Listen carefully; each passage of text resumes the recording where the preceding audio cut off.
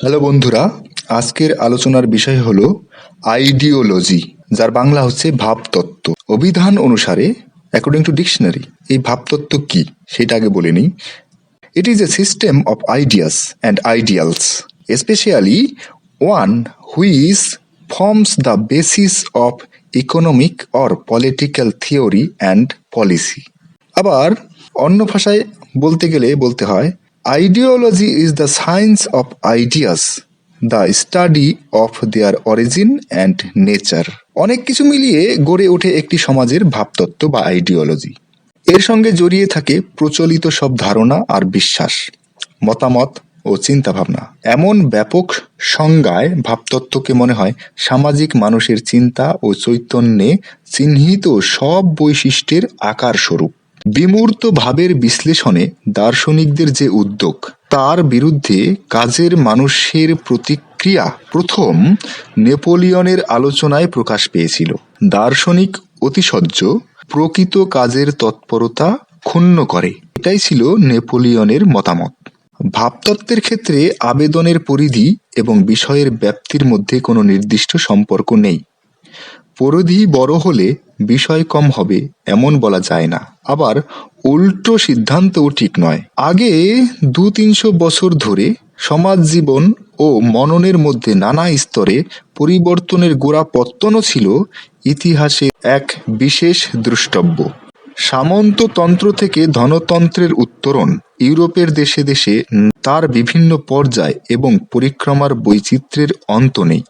তেমন বৈচিত্র্যের অনুষঙ্গে উদীয়মান বুর্জোয়া শ্রেণীর গতি প্রকৃতিতে এবং সামাজিক প্রাধান্যের ধারণায়ও প্রকারভেদ দেখা যায়। সেই শ্রেণীর উদ্যোগ তার তৎপরতা ছাড়া প্রাক ধানতান্ত্রিক সমাজের বিকল্প নির্মাণ সম্ভব নয়। তেমন তৎপরতার সঙ্গে সঙ্গে প্রয়োজন অনুকূল ভাবনা ও আদর্শের অঙ্গীকার।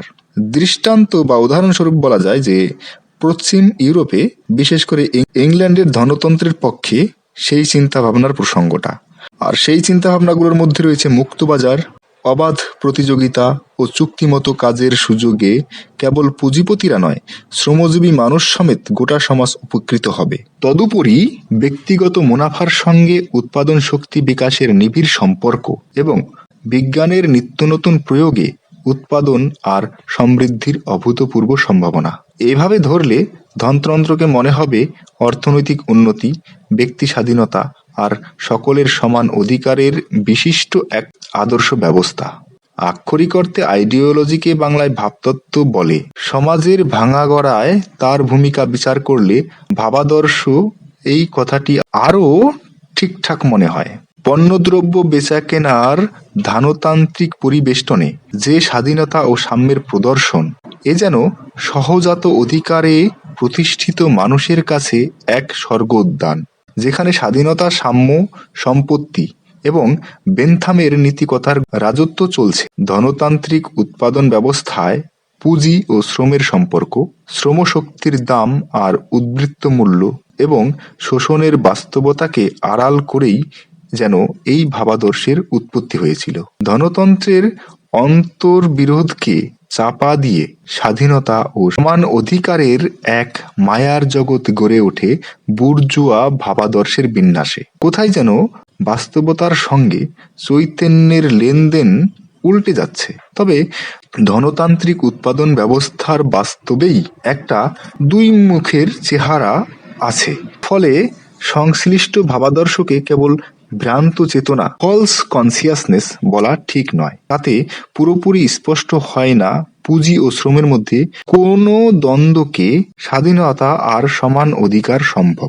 কার্ল মার্কসের লেখা ক্রিটিক অফ পলিটিক্যাল ইকোনমি, এটা প্রকাশিত হয়েছিল 1859 সালে।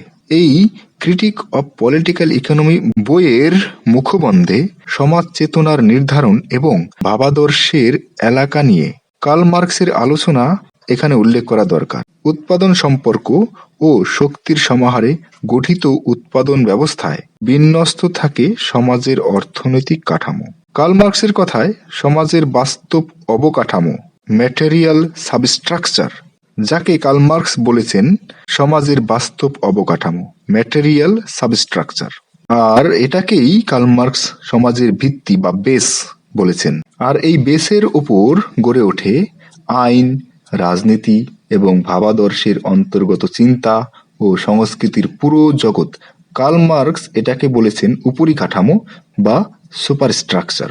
বেস এর উপর ভিত্তি করে তৈরি হলো সুপারস্ট্রাকচার। এসব উদাহরণের অনুষঙ্গে কার্ল মার্কস লিখেছেন যে সামাজিক অস্তিত্ব তথা মানুষের জীবনযাত্রা তার চৈতন্যের নির্ধারক।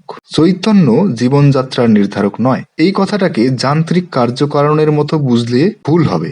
ক্যাপিটালিস্ট বা ধানতান্ত্রিক সমাজের অন্তর্বিরোধ সম্পর্কে শ্রমিক শ্রেণীর বিশ্লেষণে লেনিন একটা সূত্র নির্দেশ করেন। তার মতে নিজেদের শোষিত অবস্থা সম্পর্কে শ্রমিক শ্রেণী আপনা থেকেই সচেতন হতে পারবেন। বৈপ্লবিক সমাজ পরিবর্তনে তাদের অগ্রণী ভূমিকা কিন্তু বুদ্ধিজীবীদের প্রদত্ত বিশ্লেষণ ও শিক্ষার উপর নির্ভর করে। কিন্তু আন্তোনিও গ্রামসি ভাবাদর্শ ও বুদ্ধিজীবীর বিশ্লেষণ প্রসঙ্গে শ্রমিক শ্রেণী ও অন্যান্য নিম্নবর্গীয় সমূহের চৈতন্যকে মৌল বলে স্বীকৃতি দিলেন। চৈতন্যের ভাঙাগড়ায় গ্রামসি কেবল তত্ত্বের উপর নির্ভর করেন না, কয়েকটি স্তরে ব্যাপ্ত তার এই ভাবাদর্শের ধারণা, যেমন দর্শন, ধর্ম, সাধারণ বোধ বুদ্ধিতে অর্জিত কাণ্ডজ্ঞান এবং লোককথা। সমাজ চেতনার গড়নে অপরিহার্য এসব স্তরের মধ্যে ঠিকমতো আদান প্রদান। সমাজ চেতনার গড়নের ক্ষেত্রে ভূমিকা রাখে অপরিহার্য রূপে এসব স্তরের মধ্যে ঠিকমতো আদান প্রদান। ব্যক্তি স্বাধীনতা, সকলের সমান অধিকার এবং ন্যায় সঙ্গতিতে বিশিষ্ট ধনতান্ত্রিক ব্যবস্থা, এমন ধ্যান ধারণাকে মার্কস বলেছিলেন বুর্জোয়া ভাবাদর্শ। সেখানে ধনতন্ত্রের অন্তর্দ্বন্দ্ব, শোষণের আর শ্রেণী সংগ্রাম সম্পর্কে অবহিতি নেই। তাই ভাবাদর্শকে বলা হয় ভ্রান্ত চেতনা। পরিবর্তমান জীবন ও সমাজ ইতিহাসে কোনো ব্যবস্থাই ঠিক চূড়ান্ত নয়। সব ভাবাদর্শেই পক্ষ বিপক্ষ রয়েছে। সত্য মিথ্যার চেনা জানায়, আস্থা অনাস্থার মতিগতিতে শেষ মীমাংসার কিন্তু নিবৃত্তি সম্ভব নয়। আবার কেবল দৃষ্টিগোচর বাস্তবে সীমাবদ্ধ থাকে না ভ্রান্তি অভ্রান্তির বিচার। মনের ভিতরে বাহিরে স্মৃতি সত্তা ভবিষ্যতের বহু জটিল টানাপোড়েন তার সঙ্গে জড়িয়ে যায়। তবে যাবতীয় নির্ণয়ের পরিসর পেরিয়ে বাড়তি আবেগ, ভরসা, প্রেরণায় মথিত হতে পারে ভাবাদর্শের তাৎপর্য।